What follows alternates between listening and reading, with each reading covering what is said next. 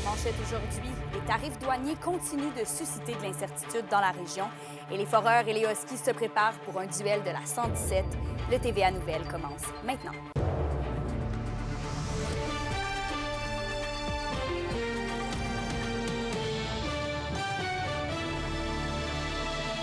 Bonjour tout le monde, bienvenue au TVA Nouvelles. Au lendemain de la tombée des tarifs douaniers américains, le ministre responsable de l'Abitibi-Témiscamingue, Jean Boulet, tenait à rassurer les entreprises de la région. Le gouvernement du Québec a tout juste annoncé hier un soutien pouvant aller jusqu'à 50 millions de dollars par entreprise. Et pour le ministre Boulet, le secteur forestier se devra d'être en action et diversifier ses champs d'action. Il concède que l'industrie forestière sera particulièrement affectée par les nouveaux tarifs. Il est d'ailleurs particulièrement préoccupé par la situation du Témiscamingue, mais assure que les entreprises de la région seront accompagnées de près par son gouvernement. Il faut que nous soyons résilients, l'objectif étant de diversifier nos marchés, de devenir plus productifs et ça, on va le faire tout le monde ensemble et moi, je suis convaincu qu'en Abitibi-Témiscamingue, on a les ressources, on a le talent, on a la volonté de penser au travers et je suis convaincu qu'on va en ressortir encore plus grandi. Je le répète, c'est une tempête, il faut passer au travers, il faut être convaincu qu'on va sortir avec des leviers qui sont encore plus solides et plus forts pour l'avenir. Et ensuite, avec cette guerre commerciale avec les États-Unis, est-ce que le Québec deviendra une destination plus attrayante pour les Québécois? Mais selon le président de Tourisme Abitibi-Témiscamingue, il y a des raisons de croire que plusieurs Québécois pourraient être portés de prendre leurs vacances dans la province plutôt que d'aller bifurquer en sol américain. Il indique par contre qu'il est encore trop tôt pour avoir des prévisions justes en raison de l'incertitude et des changements drastiques en lien avec les mesures instaurées par les États-Unis. Il reste quand même, il faut rester optimiste. Maintenant, il faut parler aussi de l'impact que ça peut avoir sur nos touristes américains là, qui viennent nous visiter ici au Canada, puis au Québec en particulier. Donc, ça peut avoir un effet, mais maintenant, c'est difficile. Je pense qu'avant plusieurs mois, on ne pourra pas voir vraiment les effets positifs ou négatifs là, de cette situation-là. Il va y avoir des effets, c'est certain, mais à quel niveau, c'est dur à dire. Hein? La question du jour TVA, une présentation de Mobilier Bélan qui vous offre depuis plus de 50 ans un service de qualité et un grand choix de matelas mobilier électro au prix compétitif que vous recherchez. À la question du jour, on vous demande, tarifs douaniers de Trump, comptez-vous éviter les voyages aux États-Unis? Pour voter et commenter, rendez-vous au tvaabitibi.ca.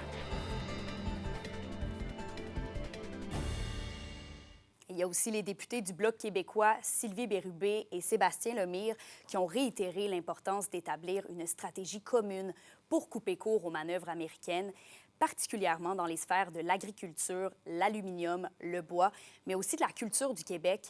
M. Lemire souligne que l'Abitibi-Témiscamingue a déjà diversifié plusieurs de ses exportations, mais que la région doit saisir cette occasion pour développer encore davantage chez nous des chaînes d'approvisionnement plus courtes, misant sur nos industries forestières et agroalimentaires.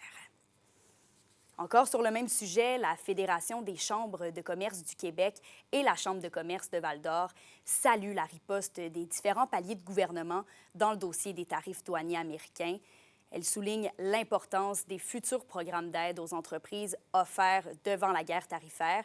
La FCCQ se dit consciente que ce ne sont pas toutes les entreprises exportatrices qui ont les reins assez solides pour absorber une augmentation de tarifs de 25 %. Selon elle, les entreprises québécoises vont devoir faire des choix déchirants, soit refiler les coûts aux clients ou aux consommateurs, réduire leur production, déplacer les opérations aux États-Unis ou encore mettre la clé sous la porte. Les chambres de commerce appellent à la solidarité, à soutenir nos entreprises locales et à encourager l'achat de produits fabriqués ici.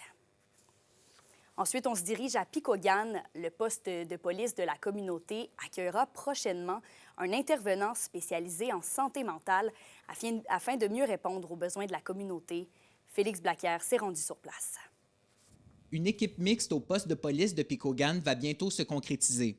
Le ministère de la Sécurité publique du Québec octroie 294 000 $ à la communauté afin qu'elle déploie un plan d'intervention en santé mentale et en itinérance. Mais ça va être avec les policiers d'ici de Picogan et un intervenant ou une intervenante qui va être choisi ici selon la personne va appliquer sur le poste.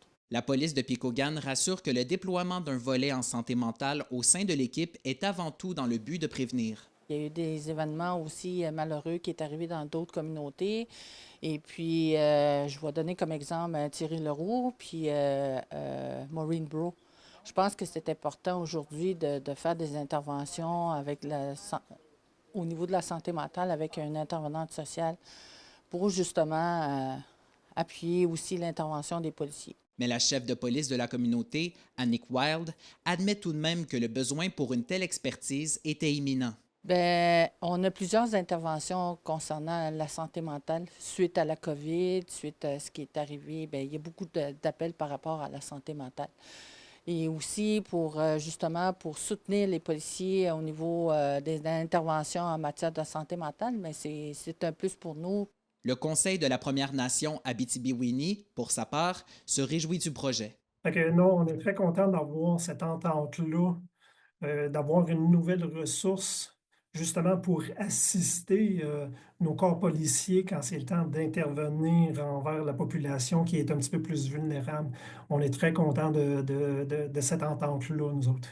Le service de police de Picogan affichera bientôt le poste et espère ainsi qu'un intervenant pourra se joindre à l'équipe aussitôt que possible. Félix Blaquière, RNC Nouvelles, Picogan.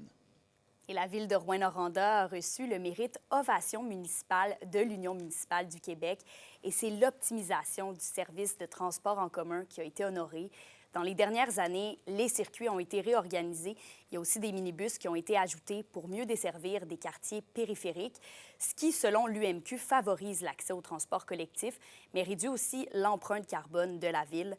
Ce sont donc 20 projets qui ont été choisis sur 124 et Rouyn-Noranda ira présenter le sien au Centre des congrès de Québec au mois de mai. Et le défi 28 jours sans alcool s'est récemment terminé. C'est 138 Témiscabitibiens qui se sont prêtés au jeu, ce qui a permis d'amasser 14 809 $. Et au Québec, l'initiative a permis d'amasser un grand total de 550 000 $ pour soutenir les activités essentielles de la maison Jean Lapointe. On rappelle qu'en plus d'aider les gens aux prises avec des problèmes de consommation, le défi sert aussi à améliorer les programmes de prévention et d'accompagnement. Pour une nouvelle importante à nous communiquer, contactez-nous, nouvelles au pluriel @rncmedia.ca, par téléphone au 1-866-463-4636 et notre site web tvaabitibi.ca.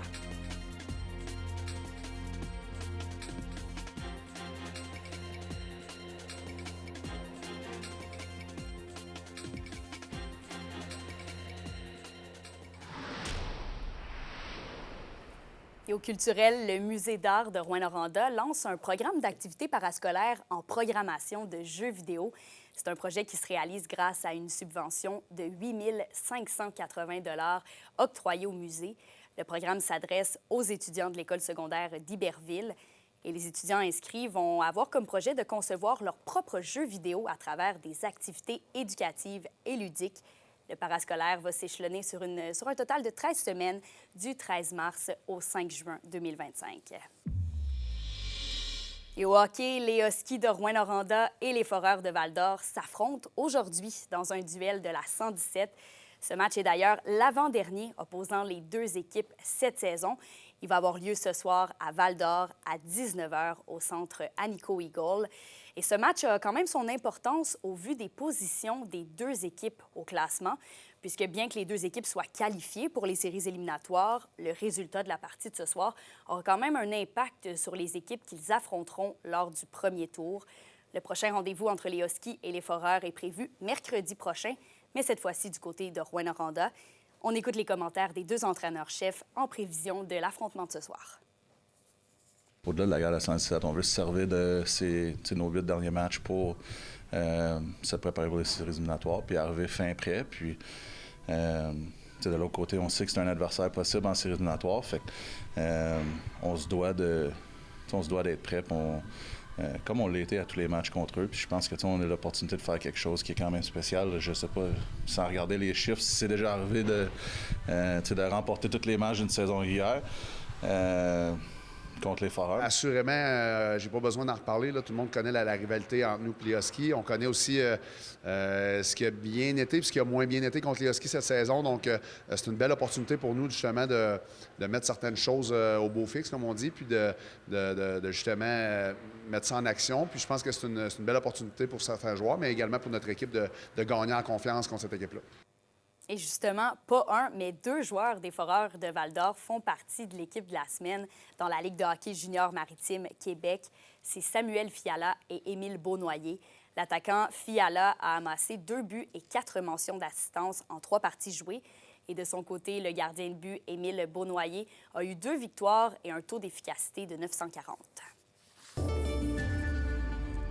À la météo aujourd'hui, on le voit bien, là, il y a un avertissement de neige parfois forte tout au long de la journée, avec quand même de bonnes accumulations, un 10 cm en Abitibi et de 5 à 10 cm du côté du Témiscamingue. Niveau température, c'est quand même assez doux, par contre, maximum de 0 plus au nord et de plus 1 plus au sud. Et la neige va se poursuivre tout au long de la soirée et de la nuit. Des accumulations entre 5 et 10 cm toujours sur tout le territoire. Faites attention aussi si vous avez à vous déplacer. Il y a quand même un risque de pluie verglaçante au cours de la nuit. Des températures stables à près de 0 pour l'Abitibi et de plus 1 pour le Témiscamingue. Merci donc d'avoir été avec nous. Plus tôt dans le bulletin, vous l'avez vu, on a présenté une petite partie de la réaction des tarifs douaniers du ministre responsable de la région, Jean Boulet. Au bulletin de ce soir, on vous présente l'entrevue complète. C'est un rendez-vous. On se dit à plus tard.